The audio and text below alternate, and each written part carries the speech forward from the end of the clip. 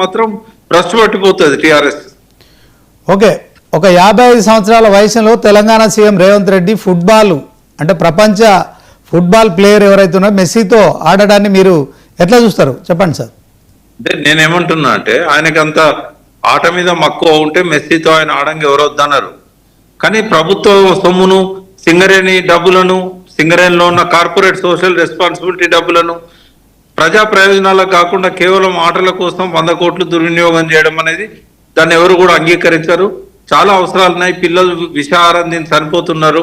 మరో పక్కన కనీసం మౌలిక వసతులు లేక చాలా ఇబ్బందులు పడుతున్నారు. హాస్పిటల్లో మందులు లేవు, బస్తీ దవాఖానాలలో మందులు లేక చాలా మంది రోగాల పాలవుతున్నారు.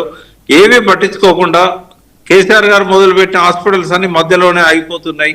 2 ఏళ్ళైనా కూడా వాటిని ప్రారంభించడం లేదు. నిమ్స్ లో 2000 బెడెడ్ హాస్పిటల్ కూడా అట్లే ఉంది, అల్వాల్లో అట్లే ఉంది, ఇటు పక్కన ఈఎస్ఐ దగ్గర అట్లే ఉంది. ఏ పని చేయకుండా ఆ పాత టిమ్స్ హాస్పిటల్ కూడా ఇప్పటి వరకు మళ్ళీ ఓపెన్ కాలేదు.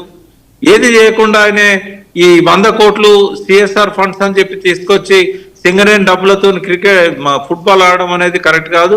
ఇప్పటిదాకా ఇచ్చిన హామీలను నెరవేర్చడానికి ముందుకు రాలేని రాహుల్ గాంధీ ఫుట్బాల్ ఆట చూడడానికి వస్తున్నాడు. ప్రజలు అర్థం చేసుకుంటారు వీళ్ళు ఎట్లా మభ్య పెట్టిళ్ళు, ఎట్లా ఆటలతోని కాలం గడుపుతున్నారు అనేది. వాళ్ళని కూడా ఫుట్బాల్ ఆడే రోజు దగ్గరకు వస్తుంది. సర్పంచ్ ఎన్నికల్లో ఆల్రెడీ ఫుట్బాల్ ఆడిళ్ళు జనము. రేపు మిగతా ఎన్నికల్లో కూడా అదే జవాబు దొరుకుతుంది వాళ్ళకి. ప్రకాష్ గారు, మొట్టమొదట విడతగా అంటే స్థానిక సంస్థల ఎన్నికల్లో మా పంచాయతీ ఎన్నికలు జరుగుతున్నాయి. దీంట్లో మరి ప్రచారానికి సంబంధించిన అంశంలో బీఆర్ఎస్ వాళ్ళు మరి ప్రచారం చేయకుండానే సుమారు 30-35% ఈ యొక్క బీఆర్ఎస్ మద్దతుదారులు గెలవడాన్ని ఎట్లా చూస్తారు? అదే క్రమంలో 60% మాత్రమే అధికార పార్టీ కాంగ్రెస్ మద్దతుదారులు గెలవడాన్ని ఎట్లా చూస్తారు? ఏం చెప్తారు? అంటే ఇవాళ ప్రజల లోపల మాత్రం కాంగ్రెస్ మద్దతుదారులకు పెద్దగా సపోర్ట్ లేదండి. సరే, వాళ్ళ దగ్గర డబ్బు ఉన్నది కాబట్టి ఖర్చు పెట్టి కొంత మ్యానిపులేట్ చేస్తున్నారు. బట్ ఇది ఓన్లీ బీఫామ్స్ లేకుండా జరిగే ఎన్నిక కాబట్టి గెలిచిన వాళ్ళంతా మా వాళ్ళే అని ఇక్కడ చెప్తారు. బట్ అక్కడ ఊర్లలో పోతే తెలుస్తుంది వీళ్ళు ఏ పార్టీ సపోర్ట్ తీసుకున్నారు, ఏ పార్టీతో గెలిచారు అనేది ఊర్లో ఖచ్చితంగా బయటకు వస్తుంది. కాబట్టి ఇవాళ ఎవరు గెలిచినా కూడా రేపు ఎంపీటీసీలలో జెడ్పీటీసీ ఎన్నికలలో బీఫామ్స్ తో పోటీ చేస్తారు. ఎన్ని జిల్లా పరిషత్లు వచ్చినాయి, ఎన్ని మండల పరిషత్లు వచ్చినాయి అనేది అది నిజంగా ప్రజల మద్దతు ఎటున్నది అనేది తెలుస్తుంది. కానీ జనరల్ గా అధికార పార్టీకే ప్రజల సపోర్ట్ ఉంటుంది. ఎందుకు అంటే పనులు చేయించుకోవచ్చు, ఇంకా 3 ఏళ్ళు ఉంటుంది కదా.